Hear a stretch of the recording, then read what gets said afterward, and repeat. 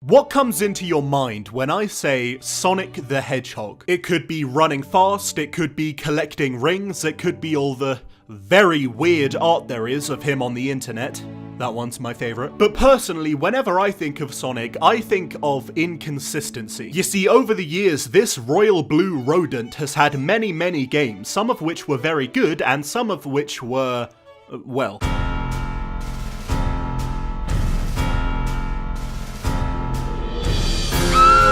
Yeah, poor old Sonic has had his fair share of both great games and total dogshit games, but thankfully his latest adventure, Sonic Mania, joins the list of good Sonic games. In fact, it might just be my new favourite. So if it wasn't already obvious, Sonic Mania is a side-scrolling platforming game by Sega that tries to be like the original 3 Sonic games from back in the day. It's the classic Sonic story. Eggman is being a big fat piece of shit again, so he steals a thing from the ground, and it just makes everything go crazy. Oh no, look out, Sonic! So of course, Sonic and Tails have to take him down, defeat robots, free animals, go through loop-de-loops, come to terms with the fact that we're all going to die one day, collect rings, and just generally have a good time, cause I tell you, this is a fun game. It's still incredibly entertaining to blast through these colourful, well-designed levels at 100 miles per hour. Get it? Miles per hour? Miles per hour? Tails!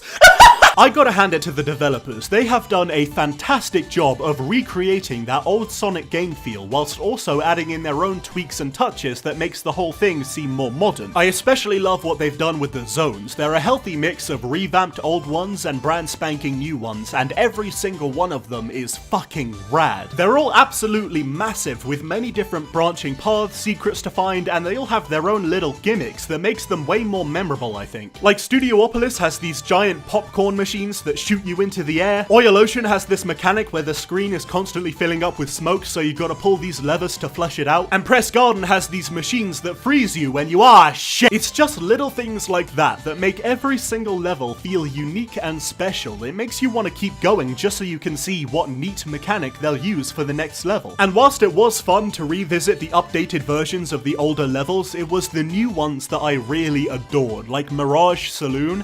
Dude, that level had me grinning like a fucking dummy the whole way through, especially when you jump into the gun and it just shoots.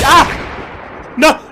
Sonic! I'm also a fan of the boss fights. Whilst there were a few that tended to drag on for a bit too long, most of them were fun, fast-paced, and surprisingly inventive. Like, I don't want to spoil too much, but there were some boss fights that had some really interesting ideas, and there was one that just... okay, be warned, I'm about to show you one of the most interesting boss fights in the game, so if you don't want to see that, leave now and subscribe on your way out. Okay, you play fucking Puyo Puyo against Eggman. This was fucking awesome. I loved how it just showed up out of absolutely nowhere. It's a perfect example of how much this game can just take you by surprise. And really, do I even need to talk about how good looking this game is? Can you not see it? Do you not have eyes? It's just overall a good game for the senses, you know? It looks very appealing with beautiful visuals and very smooth animation. It sounds great with upbeat music and spot-on sound effects, and I haven't smelled or tasted it yet, but I'm sure it'll be lovely. The Mania mode isn't the only thing Sonic Mania has, though. You've also got the competition mode where you can play against a friend, but friends are for the weak, so I don't fucking have any. And there's Time Attack, where you try to get through the levels as fast as you can as either Sonic, Tails, or Knuckles. Playing as Tails and Knuckles is a lot of fun too. Tails can fly and Knuckles can fall with style, so it does actually feel quite different from playing as Sonic. Although I should mention that even though I do really like this game, I do have a problem with its live system. My problem is, it has a fucking live system. I mean, I get it, we're trying to be like old Sonic and old Sonic had lives, so I understand why it's in the game, but as some of you may already know, I just do not like having a limited number of lives in a game. I know there are people who claim that it adds to the game because it makes the difficult bits more tense, and I do understand that. If you like having lives in a game, then that's totally fine. Peace and love to you, my friend. But personally, I don't like dying to the last boss of the zone, running out of lives, and having to go all the way back to the beginning of the zone, where I have to play the first bit again, beat the first boss again, play the second bit again, and die once a fucking again, because I have no idea what I'm doing. Oh, God! I'm bleeding! But in all seriousness, I do see that's not a huge deal, and honestly, it's the only real problem I had with Sonic Mania. At the end of the day, Sonic Mania is a game that's bursting with energy. It's got really cool levels, fun bosses, good music, and it's a great reminder of why Sonic was so awesome back in the day. If you're a Sonic fan, then this shit is a must-own title, as long as you have a console. Because the PC version got delayed. So let's have a moment of silence for the PC players.